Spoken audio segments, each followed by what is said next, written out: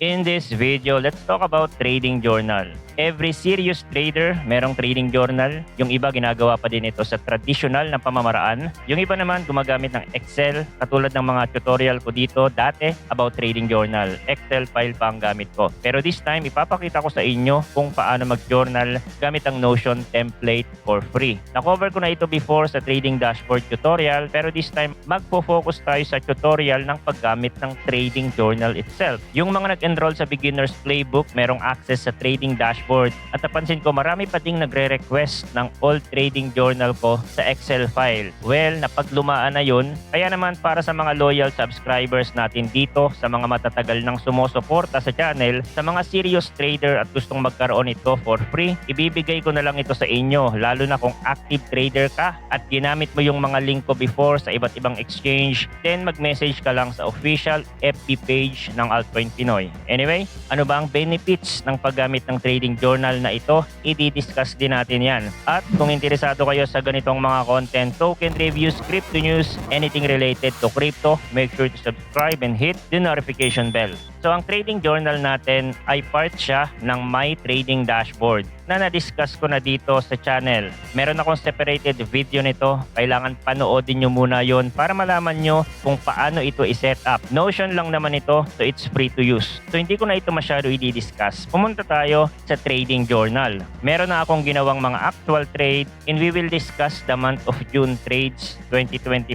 Kasi matagal ko na itong plano ang paggawa ng content about trading journal pero laging hindi ko natatapos. Anyway, this is just a bunch of trade na ginawa ko sa isang particular na exchange. Bago tayo magsimula, ano ba ang trading journal? Isa itong simple record ng lahat ng trades natin pero malaki ang epekto nito sa performance natin. Para kasi itong salamin na nagre-reflect ang strength and weaknesses ng isang trader. Sa bawat entry, makikita natin kung saan tayo nag-e-excel at saan tayo palaging nagkakamali. At kung paulit-ulit nga natin itong makikita sa journal, then matututunan nating i-lessen ang mga pagkakamali at palakasin pa ang tama. So dito sa trading journal na nakikita nyo, this is an actual trades na ginawa ko for this tutorial. Let's start with this trade na nangyari noong June 27, 2025, bandang alauna ng hapon. So ang ginagawa ko, kinakopy ko lang yung date mismo sa exchange. Ito yung time na nag-open ako ng trade. Bakit ba importante na ilagay natin yung date and time dito sa journal? Kasi kapag nag-accumulate na tayo ng maraming trades, matatrack na natin kung saan ba magandang oras mag-trade. At yung tipong yung time na yon madalas tayong nananalo sa trades or kung madalas tayong matalo on specific time and date, then makakapag-adjust tayo. So for this example, ilang trades lang naman ito. Mapapansin agad natin na umaga ako madalas mag-open ng position. Sabay sa Asian session kumpara sa London at New York session. May mga open position ako dito ng alas 5 ng madaling araw, which is sa totoo lang, pasok pa yan sa afternoon session ng US. Hindi ko sinusunod specifically yung time frame ng Forex kasi nasa crypto tayo. Pwede naman natin palitan yan ng morning, afternoon, or evening base sa preference natin. Pero dahil ang journal na ito ay ginawa ko para din sa Forex, let's leave it as it is. Trading pair, I only trade Bitcoin for this example dahil marami akong ginagawang trabaho bilang content creator, ilang market lang ang kaya kong i-monitor. Kaya most of the time, nakastick lang talaga ako kay Bitcoin, Ethereum, minsan Litecoin, etc. Pwede naman tayo magdagdag dito ng trading pair. For example, gold trader tayo, then ilalagay lang natin dito gold. Now dito tayo sa trading setup. May iba't iba akong trading setup na ginagamit. At sa example natin na ito, mas madalas kong gamitin ang Turtle Soup ICT concept model. Hindi halata na yan ang paborito kong trading setup sa 15-minute short-term trading. Meron akong tutorials sa advanced course na lampas isang taon ko nang ginagawa. Hindi ko pa rin tapos kasi hindi ko siya pina-priority dahil ginagawa ko lang yon kapag may free time ako. So gamit ang trading journal, malalaman natin kung ano bang trading setup ang mas nagwo-work sa atin.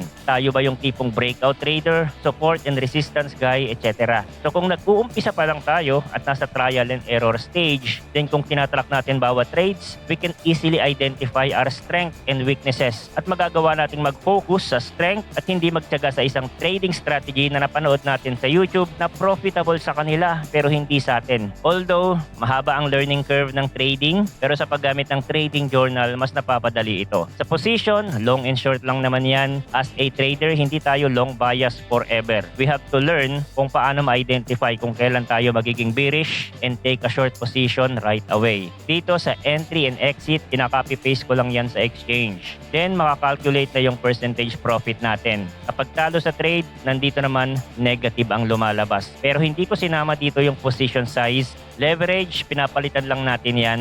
Win and loss, ganun din. Itong PNL, kinaka-copy-paste ko din sa exchange. At ma-auto-calculate na yung peso value niya. Hindi nyo kailangan i-edit yung formula nito. Ang kailangan nyo lang palitan dyan, just in case nagbago yung palitan ng peso at dollar, kailangan natin baguhin. I-click lang natin yung peso, edit property, then edit formula. Palitan lang natin yung number dito. For example, naging 60 pesos na per dollar, tapos nasa 56 pa din ito. Kailangan natin i-edit para makuha natin yung tamang information sa journal natin. So dito sa notes, naglalagay ako ng mga notes kung ano ang nangyari sa trade. Bakit natalo? O ano yung ginawa ko? Itong June 27 ang nakasulat ay follow 10% take profit rule. So meron kasi akong rule sa short-term trading. I can close the trade kahit hindi pa naaabot yung take profit target as long as na-reach niya na yung 10% profit already. It's case-to-case basis, more on gut feeling. Kung sa pakiramdam ko, magiging saglit lang yung rally. If I know I just counter trade,